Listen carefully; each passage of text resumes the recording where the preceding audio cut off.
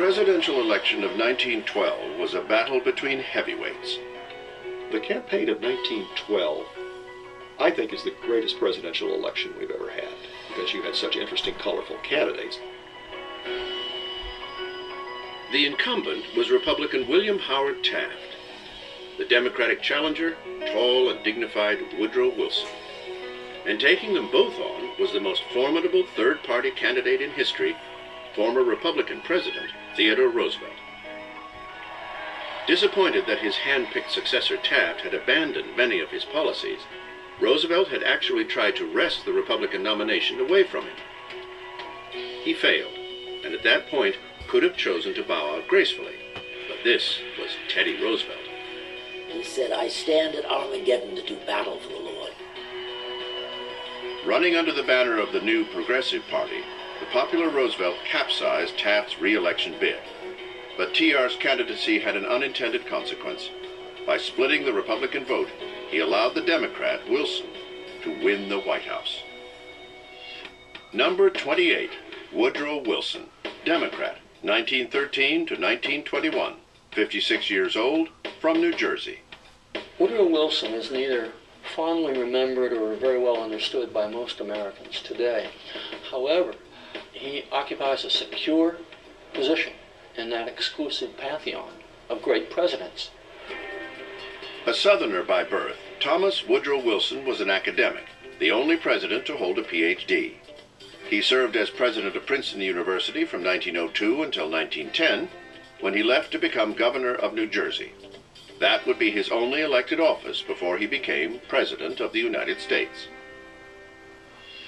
Wilson was a thoughtful, religious man. An avid golfer, he enjoyed movies and vaudeville shows. Publicly, he was perceived as a human machine, cold and academically methodical about his decision-making. Privately, at home, he could be quite charming, rather funny. He liked to sing songs from Broadway shows of that time. But that was very much the private Wilson. The public Wilson seemed often to most people rather cold. He was not a person that people often warmed up to. Wilson's most important political asset was his skill with the spoken word, and he wasn't afraid to use it. He was the first president since John Adams to deliver his State of the Union messages to Congress in person. When he became president, Wilson tried to bring a bit of the ivory tower to the Oval Office. Wilson was a collegial leader. He's been a college president. That makes sense. They said in cabinet meetings he wasn't the boss. It was more like the first among equals. They would discuss things very freely. In his first term, Wilson focused on fulfilling the progressive domestic agenda he called the New Freedom. One of his enduring contributions was to create the Federal Reserve to manage the U.S. currency system.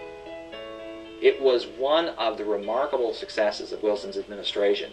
It has persisted since 1913, and it has done a remarkably good job of maintaining the stability of the American currency.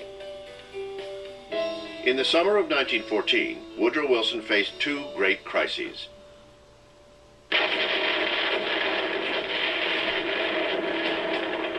Just as the guns of August signaled the start of World War I in Europe, the president's wife, Ellen, died of a kidney ailment. Ellen Wilson died, and Wilson was heard to whisper, "My God, what am I going to do?" As he privately mourned his wife, Wilson was faced with an increasingly difficult public dilemma. Most Americans wanted nothing to do with the Great War in Europe, so Wilson pledged neutrality. But that was problematic, especially with German submarines targeting British passenger ships that often carried American civilians across the Atlantic. In one incident, the sinking of the Lusitania in 1915, 128 Americans were killed.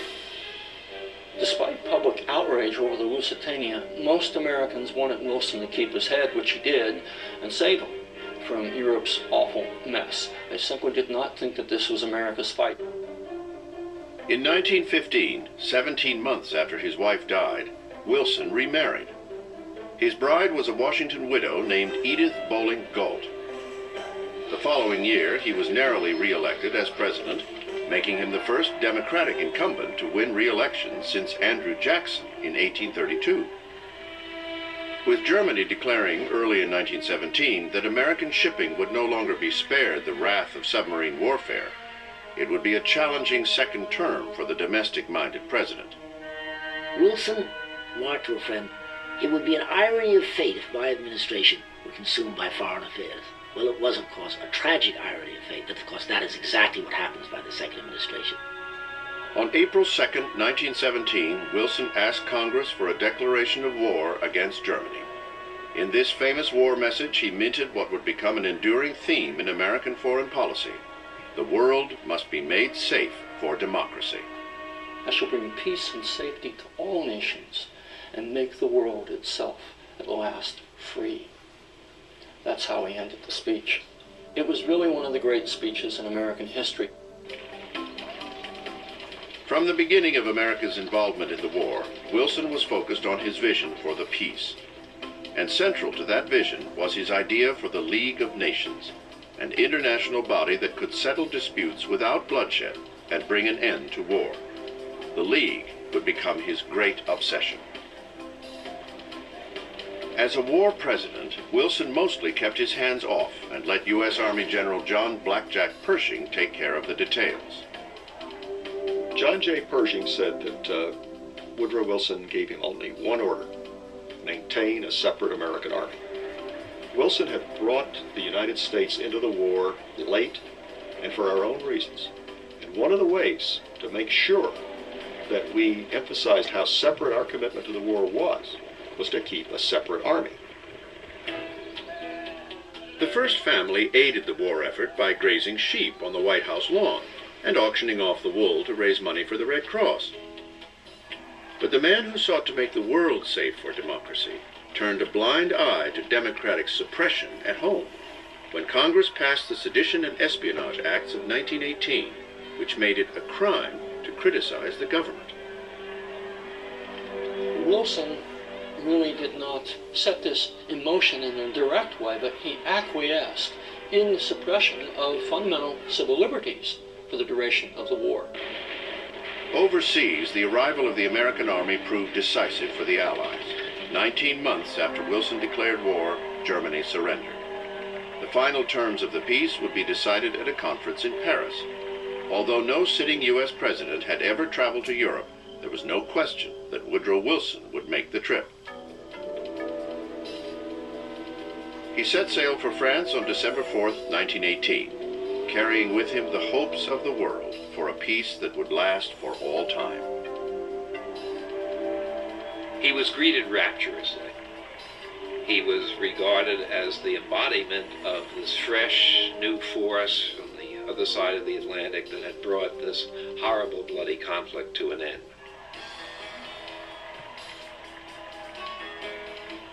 He went to Paris, to London, to Rome. Children threw roses at his feet. Millions of people turned out to see him. He was the hero, the savior out of the West. Wilson had to make many compromises in Paris, but when the treaty was finally signed at the Palace of Versailles, he had gotten what he wanted most: a provision for the establishment of the League of Nations. Still, as he sailed for home, there was one stumbling block remaining: approval by the Republican-controlled U.S. Senate. In Washington, Wilson faced vehement opposition from Senator Henry Cabot Lodge, the powerful Republican chairman of the Foreign Relations Committee. When Wilson came home from Paris, he insisted on hand-delivering the treaty to the Senate. And when he got to the Senate door, Henry Cabot Lodge asked Wilson if he could carry in the treaty. And Wilson turned to Lodge and said, "Not on your life, Senator." Refusing to negotiate with the Senate, Wilson sought to rally public opinion for the treaty. To do so, he set out on a physically demanding cross-country speaking tour. He never listened to his doctor, who kept saying, "Take it easy on this trip, don't strain yourself." He insisted on doing it. He was in Pueblo, Colorado. He suddenly was overcome. It was a physical collapse at that point. And he had to curtail his barnstorming around the country, returned to Washington, where he suffered a severe stroke.